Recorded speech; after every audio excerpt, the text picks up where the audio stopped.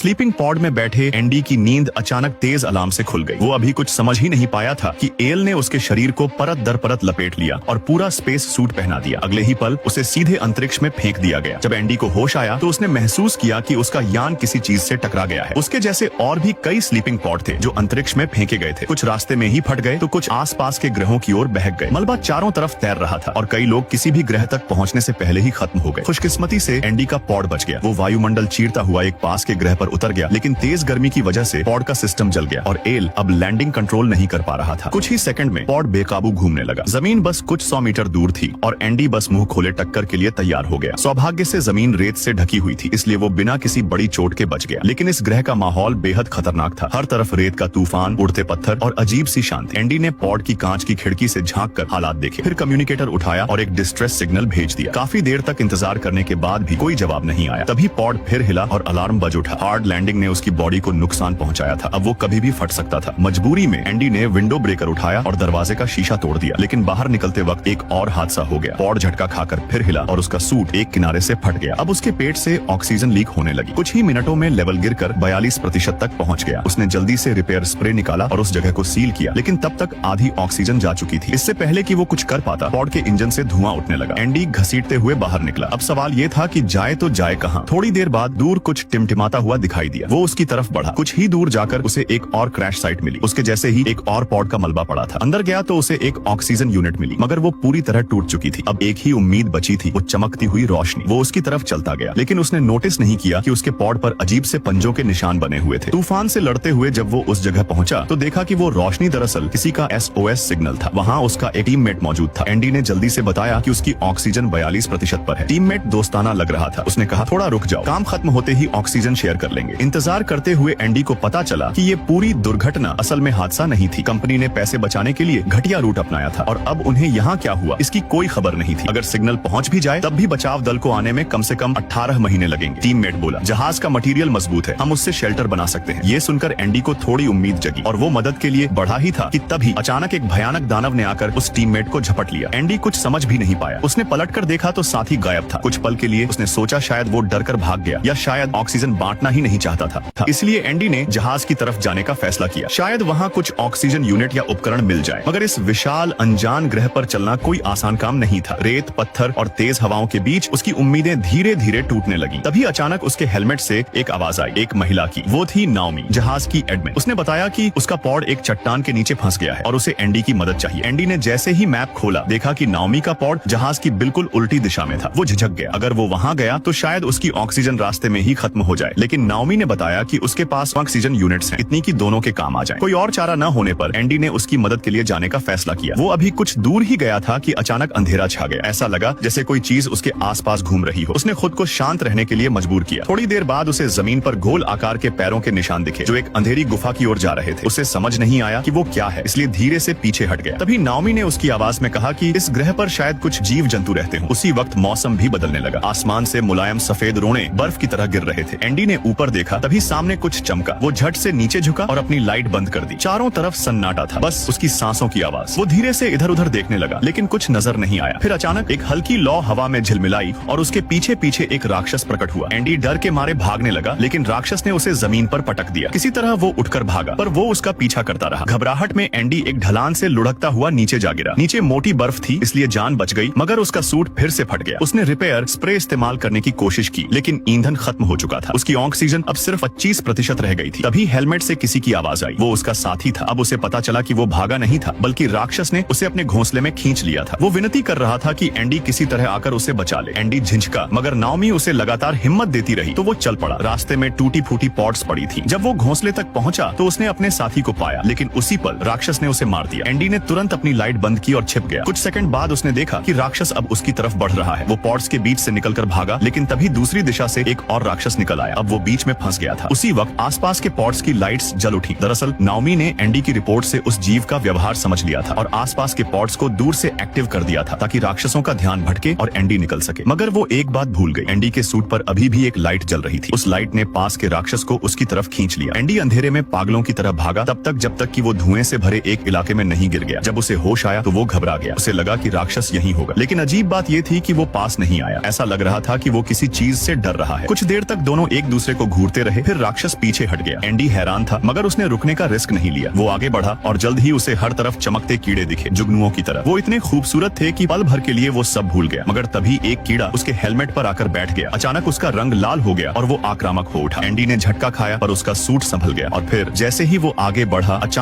अचानक एक बड़ा सा रेत का कीड़ा आया और उसे पूरा का पूरा निगल गया। शायद इसी वजह से वो राक्षस इस इलाके में दाखिल ही नहीं हो पाया, लेकिन ये समझने में अब बहुत देर हो चुकी थी। रेत का कीड़ा उसे अंदर खींचता गया और कुछ ही पलों में जमीन के नीचे ले गया। उसने घबराकर नाओमी को बताया कि उसका दिल रुकने लगा है। सूट ने झटके महसूस किए और तुरंत अपना इलेक्ट्रिक डिफिब्रिलेटर चालू कर दिया। रेत का कीड़ा उसे उगलकर बाहर फेंक देता है और एंडी देखता है कि उसकी सांस रुक चुकी है। उधर कीड़ा बिना रुके गहराई में सुरंग बनाता जा रहा था। वो किसी तरह दूसरी गुफा की ओर भागा, लेकिन अंदर गिरते ही उसने देखा चारों तरफ चमकते हुए कीड़े। अगले ही पल वो सारे लाल होकर उसके सूट पर टूट पड़े। काफी मशक्कत के बाद वो घिसट कर बाहर आया, मौत से बाल बाल बचते हुए। मगर तेज रफ्तार में ऑक्सीजन सिर्फ 3% बची थी। उसे हर हाल में नाओमी को ढूंढना था। शुक्र है वो अब उसके करीब था। अंधेरी आंखों और टूटती सांसों के साथ एंडी आगे बढ़ता गया। थोड़ी देर में उसे नाओमी का पॉड मिल गया। उसने अपना वादा निभाया, अपनी ऑक्सीजन लाइन उसके सिस्टम से जोड़ दी और उसे रिपेयर स्प्रे देकर काबू में आने में मदद की। दोनों ने मिलकर नाओमी को आजाद कर लिया। लेकिन जैसे ही निकलने लगे, पीछे से कोई डरावनी आवाज गूंजी। राक्षसों का एक झुंड उनकी तरफ आ रहा था। दोनों टूटे हुए जहाज की ओर भागे। राक्षस लेकिन उनसे ज्यादा तेज थे। नाओमी ने फ्लेयर्स फेंककर उन्हें भ्रमित किया और दोनों को भागने का टाइम मिल गया। वो जहाज के मलबे तक पहुंच गए। हैच में घुसते ही नाओमी ने सिस्टम बंद करके दरवाजा सील कर दिया। राक्षस बाहर फंसे रह गए और दोनों एक पल के लिए सहम गए। उन्होंने तय किया कि पहले किसी सुरक्षित जगह जाकर सामान चेक करेंगे। मगर जैसे ही कुछ कदम चले, फर्श पर खून नजर आया। सिर उठाया तो अंदर पहले से एक और राक्षस मौजूद था। दोनों कांपते हुए एक कोने में छिप गए। राक्षस दूर गया तो वो धीरे से बाहर निकलने लगे। तभी अचानक ऊपर से एक राक्षस पाइपों के बीच से वापस रेंगते हुए आ गया। दोनों मुड़े और जान बचाकर भागे। भागते भागते वो एक मेटल के कमरे में घुस गए। ये कार्गो बे था, जमीन से करीब 10 मीटर ऊपर, और राक्षस उनके बिल्कुल पीछे था। जैसे ही वो झपटने वाला था, दरवाजा फिर जाम हो गया। नाओमी ने दांत भींचे और नीचे छलांग लगा दी। खुद को चोट लगी, लेकिन दोनों बच गए। राक्षस अब भी पीछे था। नाओमी एंडी को खींचते हुए ऑक्सीजन यूनिट घसीटती रही, लेकिन यूं भागते रहना नामुमकिन था। खाड़ी में माल भरा था, फिर भी राक्षस दीवारों पर दौड़ सकता था। इसी हड़कंप में एंडी को एक आइडिया सूझा। उसने नाओमी से कहा कि वो राक्षस को रोक कर रखे और उसके इशारे का इंतजार करे। फिर वो कार्गो होल्ड में पड़े विशाल पॉड की तरफ भागा। अपने चढ़ाई कौशल से वो जल्दी से ऊपर पहुंच गया। उसने पॉड के सिस्टम से छेड़छाड़ शुरू की। सबसे पहले लाइट्स बंद कर दी ताकि नाओमी को थोड़ा फायदा मिले। फिर अपनी पहचान वेरीफाई की और कांच का दरवाजा खोला। नीचे नाओमी अपने चमकते सूट से राक्षस को अपनी तरफ खींच रही थी। जैसे ही प्राणी ठीक निशाने पर आया, एंडी ने गिरने का समय काउंट किया, प्लग लगाया और पॉड लॉन्च कर दिया। नीचे नाओमी और राक्षस भिड़े हुए थे। एंडी का दिल धक धक कर रहा था। एक भारी टक्कर हुई और उसी पल उन्होंने राक्षस को कुचल डाला। पॉड की सुरक्षा से एंडी भी बच गया। आखिरकार दोनों को फिर से दिन का उजाला नजर आया। धीरे धीरे वो जहाज की खिड़की की तरफ बढ़े, लेकिन उनकी मुसीबत अभी खत्म नहीं थी। रेस्क्यू ऑपरेशन में कम से कम 18 महीने लगने वाले थे और सवाल ये था, क्या कंपनी वाकई किसी को भेजेगी?